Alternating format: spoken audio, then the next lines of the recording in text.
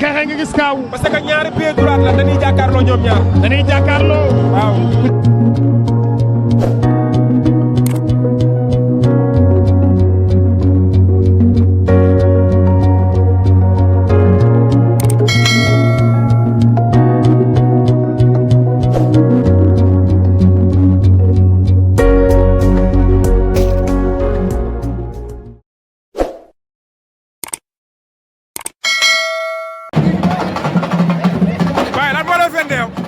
tey lu la fendi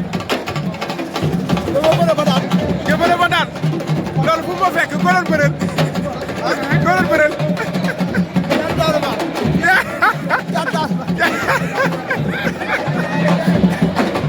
Caatu Daouda Fall ban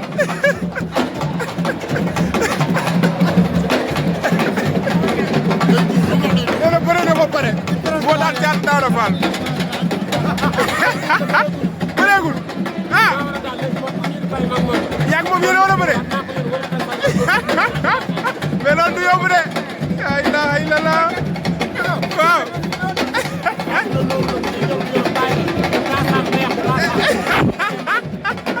baay wuyul ndeysaan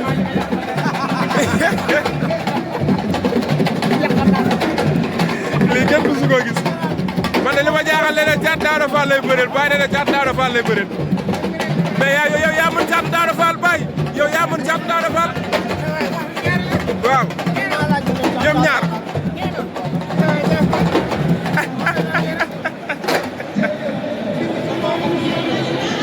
ndeysaan ñi ngi noonu ñoom ñaar ay artistes lañ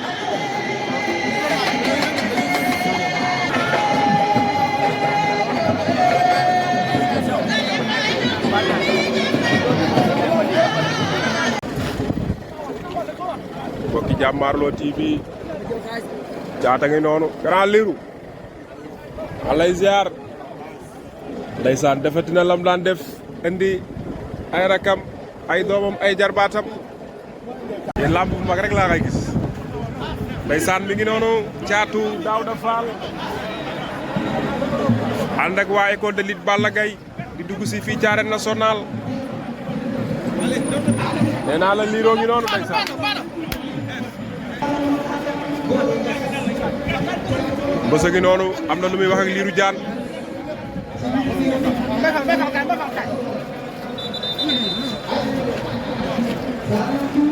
mais Caat yàgg na ci oto bi de ñu ngi réglé accompagnant yi war a ànd ak moom ndeysaan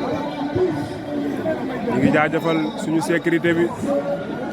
ay jàmbaar lañ ñu ngi xool nu mu gën a baaxee rek ndeysaan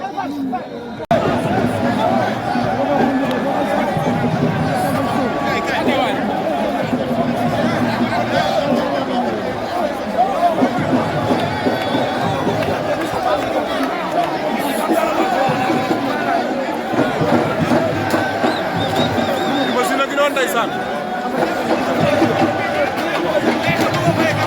parce que nag noonu moo ngi doon ndeysaan yaay soog jom amana ko gure dan ñoo naan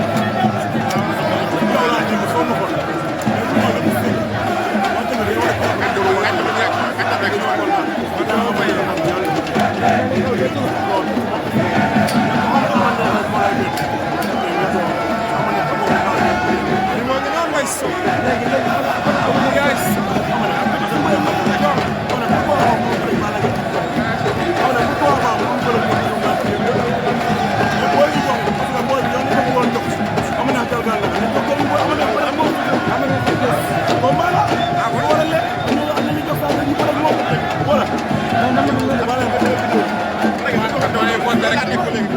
Limo ngi noonu ndeysaan Limousine a ngi noonu le grand champion Limousine a ngi noonu ndeysaan Limo ngi noonu ndeysaan champion Limousine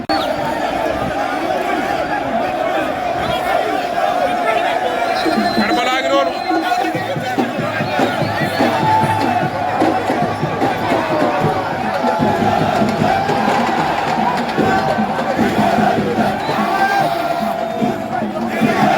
di xeexee nga gis Kaaw parce que ñaari pied droit la dañuy jàkkaarloo ñoom ñaar dañuy jàkkaarloo waaw